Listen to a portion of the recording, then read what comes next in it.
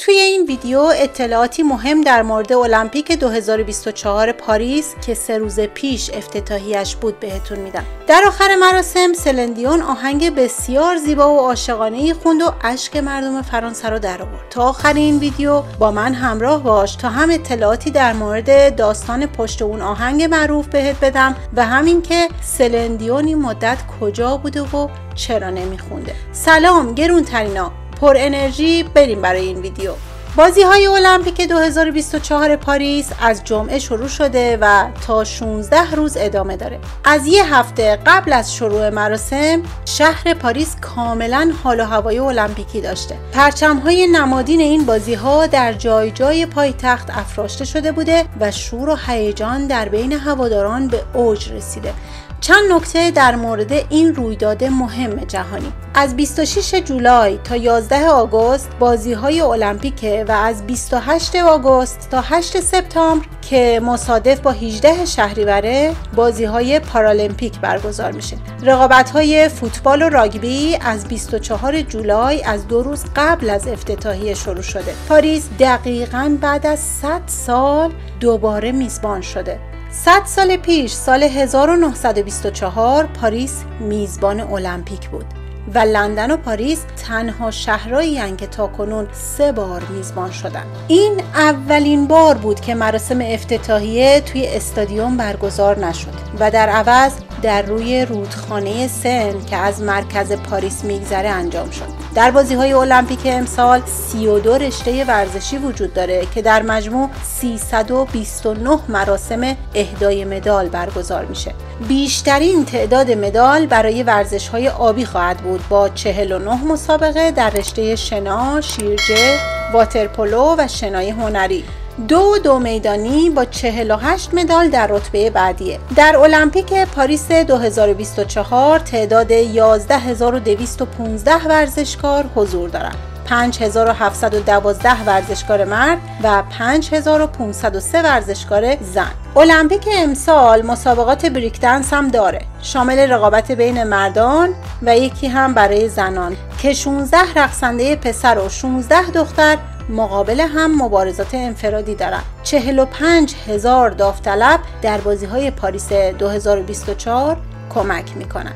بازی‌ها فقط در پاریس نیست و مسابقات فوتبال در شهرهای دیگه هم برگزار میشه. قایقرانی و ورزش‌های گروهی هم در مارسی و لیل خواهد بود. تاهیتی قلمرو پاریسه و برای اولین بار مسابقات موج سواری المپیک با 15,000 کیلومتر فاصله از مرکز پاریس انجام میشه.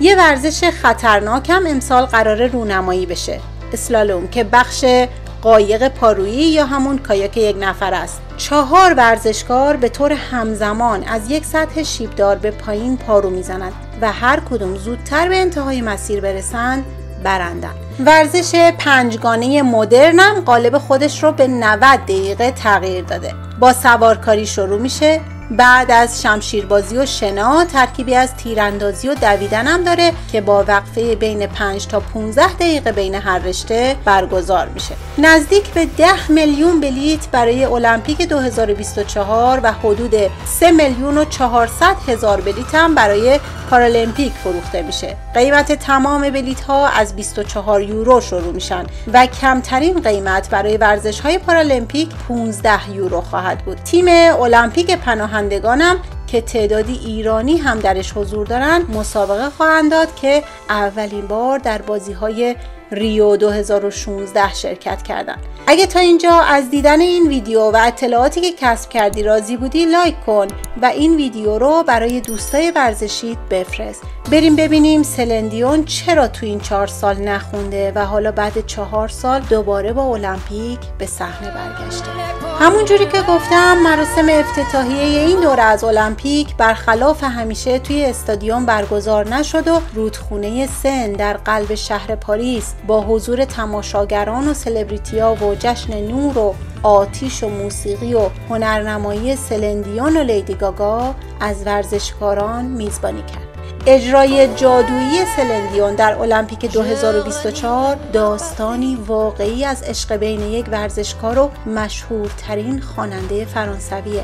مراسم با شکوه افتتاحیه المپیک امسال با صدای آسمانی سلندیون و اشعاری عاشقانه و غم‌انگیز به پایان رسید. در شبی که عشق به موسیقی و آواز به بیماری غلبه میکنه و چشمان میلیون‌ها بیننده در سراسر جهان پر از اشک میشه. معروف ترین آهنگ فرانسوی در وصف عشق با نام سرود عشق، بازخوانی ترانه ادیث پیاف در وصف عشق از دست رفته‌اش، مثل نخستین اجرای اون در بیش از نیم قرن پیش همه رو میخکوب کرد. این بار با صدای سلندیون، خواننده سرشناس جهانی، بر بیماریش غلبه کرد و در بالکن برج ایفل ایستاد و بیش از 300,000 نفر تماشاگر و 6,800 ورزشکار رو به خودش خیره کرد. این اولین باری بود که سلندیون بعد از اعلام خبر ابتلا به سندروم استیو پرسن در سال 2022 اجرای زنده داشت. بیماری نادری که باعث اسپاسم عضلات و سفتی اندام‌ها میشه و کنترل تارهای صوتی رو هم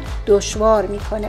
اما این خواننده کانادایی تونست، موفق شد که با جادوی صداش همه رو میخکوب کنه و هیجان و حیرت و شور مراسم افتتاحیه رو به اوجش برسونه. 75 سال قبل یکی دیگه از خواننده‌های افسانه‌ای، ادیث پیاف، این آهنگ رو برای اولین بار اجرا کرد. او این اشعار رو در وصف عشق زندگیش مارسل سردان، بوکسور فرانسوی الجزایری سرود. سردان در 28 اکتبر 1949 برای دیدن پیاف از پاریس به نیویورک میره که در اثر سقوط هواپیمای 209 ایر فرانس کشته میشه. پیاف این آهنگ رو در تاریخ 2 می 1950 ضبط میکنه و سلندیون اون رو به زیبایی هرچه تمامتر توی المپیک 2024 پاریس اجراش کرد. اگه دوست دارین پارت دوم این ویدیو در مورد المپیک، حاشیه ها و مشعل و مدال ها باشه، حتما توی کامنت ها بهم بگین. اگر هم سابسکرایب نکردین دیگه وقتشه. همراهیتون به من انرژی مضاعف میده برای ساختن ویدیوهای بهتر.